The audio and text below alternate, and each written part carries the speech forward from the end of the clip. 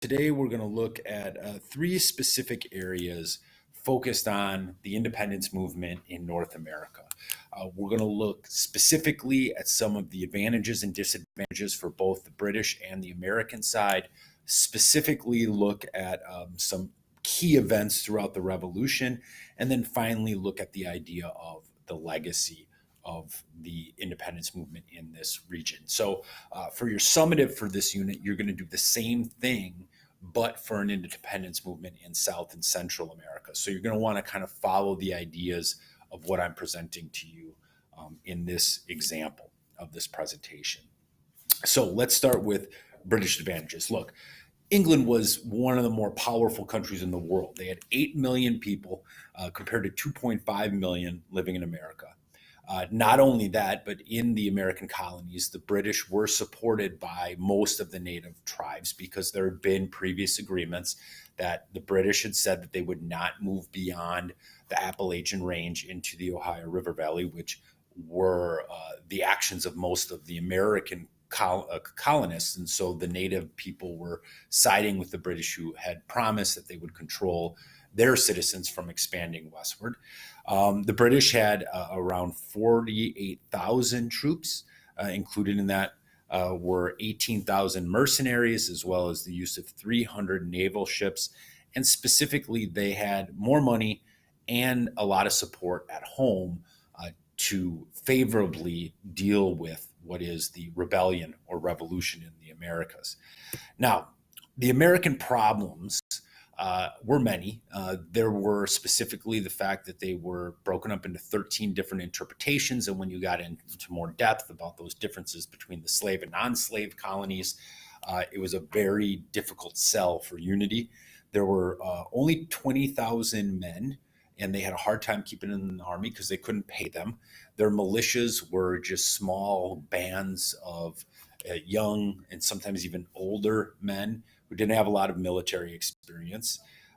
The only thing that they had really keeping them together was this initial Articles of Confederation. And like we've talked about before, it didn't have a very strong federal control or government or backing it. The economy had been disrupted. What they were making money off of through British goods and trade, they now had to do basically kind of on the black market, trading with the use of kind of pirates and privateers into the southern colonies, and basically with Spanish colonies and sometimes French. So they had to really dictate how they traded, and one of their big markets that they could make money with, the British, they were at war with. And then ultimately, they couldn't tax anybody because this is the backbone of what this whole fight was about. And, people weren't going to necessarily accept, oh, okay, well, now I'm going to tax and be taxed by you, this rebel government that I really don't know if this is going to be successful in the end. So with those ideas in mind, we really have to look at what were the British problems on this side that actually played into American strengths. So first of all, home field advantage. You're not, fighting at home. Our climate is very different than England, similar in the northern colonies, but when you got into the south, with the heat and the bugs and a lot of that, and on top of that, the winters are much more harsh here in the United States than they are in England. The geography was unknown. The army was weaker than ever and didn't control most of the seas because along the seaboard, the American privateers or pirates controlled most of the Atlantic. So unlike what the British had experienced in other parts of the world, in the Americas, it's one of those things where they had given up a lot of control of the eastern seaboard to American colonists because it was their country. When martial law was put in, this is usually one of those first examples of how you use force. And then when we looked at the Boston Massacre and the ideas of the Intolerable Acts, putting martial law onto the people in the northern colonies was really kind of a poor political decision. And then on top of that, you have these two other countries, France and Spain, who are always looking for a reason to go at the British. The British were not a favorably looked upon world power. And then the last part is the use of mercenaries. Many of the Hessian troops were very cruel, and it really pushed a lot of Americans to move to the rebel side, and elicit more native support in the end, because they saw how England was going to deal with this. So, I mean, these British problems and strengths make it look like, the Brits were really getting involved with something that they probably couldn't win. And one of the examples we talked about was this idea that you couldn't really kill an idea. All right, so specifically some events which we covered in the movie that we watched or in the documentary. We also talked about it in your reading, and I'm just going to go through them quickly. First of all, the Battle of Trenton. So this is like basically the beginning of the war, if you really want to look at it. Obviously there's some skirmishes and some beginning battles, but the Battle of Trenton shows that basically George Washington was going to be able to fight this war. I mean, it's basically his first victory. It leads to the publishing of American Crisis, and essentially reestablishes the fact that many of the rebels could support Washington. The Fabian strategy is kind of in the same light of what happens at Trenton. And so what Washington figures out is that he doesn't have enough men. He doesn't have as strong of a military as the British. He's not going to be able to just mow them down. And so he creates this defensive strategy, which is basically to never risk the entire army at once. And so he splits up the Continental Army into little groups that basically can engage with the British. And then if they're not winning, they can fall back and they can regroup. And this ultimately becomes a strategy that determines the course of the war. If you start to look forward at like Ticonderoga or Saratoga, you see that the engagement with Burgoyne, who takes on a kind of attitude of superiority and alienation of the people, makes poor decisions because of kind of that overall British superiority of an officer fighting the American colonists. We watched in the Liberty series that Burgoyne attempts to basically take these forts that are on Lake Champlain up near where Albany is, and trying to cut the northeastern colonies away from the rest of the colony into New York. He is unsuccessful and is defeated by General Horatio Gates at Saratoga, which then we learned was what brought in the French to join the fight against the Americans. And that really changed the course of the war. After that, we see Washington's army face at Valley Forge. Over 3,000 die. And despite this, we're going to see the growth of the army to over 12,000 because people join with fervor. And then it does begin the process because of this inclusion of not only the French, but also other freedom fighters from around the world, like Friedrich von Steuben, a German or Prussian soldier who had been basically somebody who had been going around the world and trying to use his expertise with other different military engagements that are going on. And he does a lot along with Rochambeau and other French leaders to basically reestablish or retrain some of the militias and growing Continental Army to take on the British, which they do. And that leads ultimately to Yorktown. And so Yorktown is when they decide to go into a Southern strategy, basically to control Georgia and the Carolinas, using a lot of their agriculture and their supplies. They believe that there were more loyalists and people that they could gain support.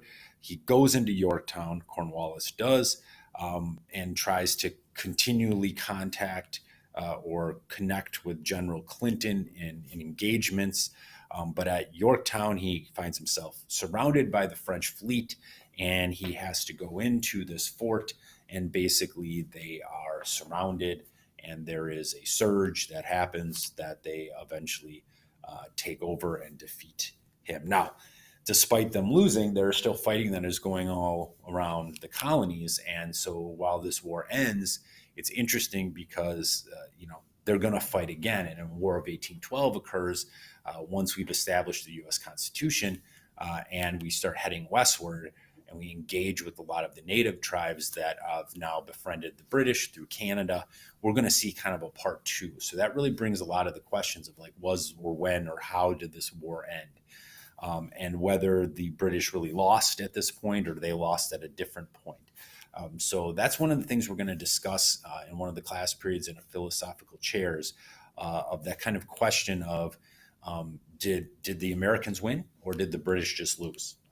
And this idea of, did they really lose? I mean, what was their intention if they were going in and weren't really going in at full strength, or really even throughout the progress of the war when they did lose, they just kind of decided to go ahead and sign the Treaty of Paris, which basically ended military actions.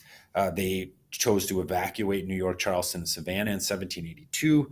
They signed for peace. And in a formal agreement in 1783, the British decided to recognize U.S. independence.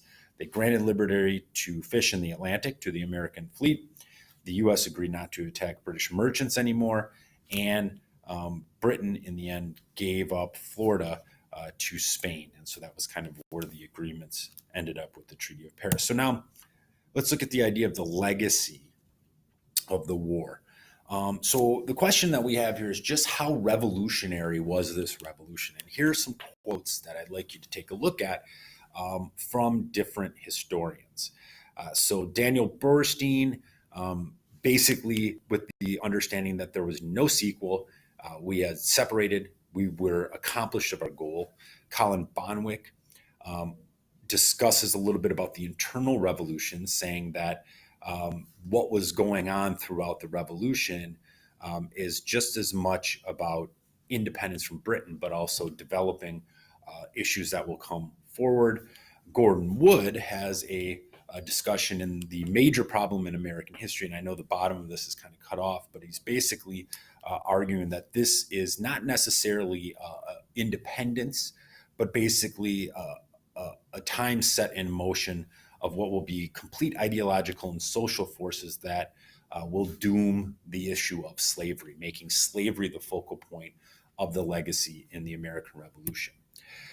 Now, the new America, interestingly enough, the argument of it not being very revolutionary is that it looked very similar to what it was before the war actually was fought.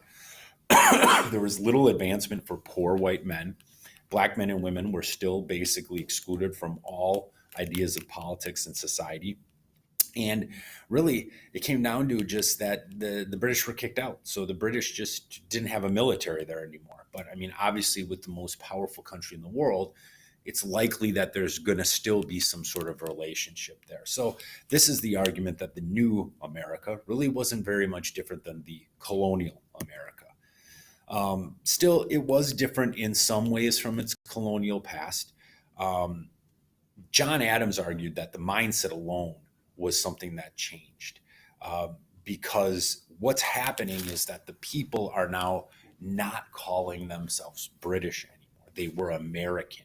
So what we're going to get is a new cultural identity, and that idealism that comes together becomes not only inspirational to American people as to where they're going next, but it's really an inspiration to a lot of the Latin American and European radicals around the world. And we are going to see, like I mentioned, the heritage of independence throughout South and Central America, as well as the Caribbean, and even in France, where there is a revolutionary war that is fought just a few years after the American one. So a good quote here to look at is what Esmond Wright explains, is that there were no limits to the consequences for the world that have followed from the events that took place on the narrow Atlantic seaboard in the years from 1763 to 1783. And I think that that's interesting to think of. There were no limits to the consequences. The reality was that this was a mentality of a completely different system that could no longer be dictated. This idea of human rights, of new laws, and set philosophical beliefs were being put into action. And whether it was going to work or not, time would only tell. But what we can see is that not only did it impact the 13 colonies, but it spread throughout 2 continents. Because by the end of the mid 19th century, you have a large collection of independent states, either similar to what was happening in Europe, and then also eventually will happen throughout Asia and South Asia and the Middle East, as well as in North America, where you have one country that will be formed out of a collection of various states. So there was no limit. And we would see that those limits are only going to grow as time goes on. So Ultimately, the idea here that we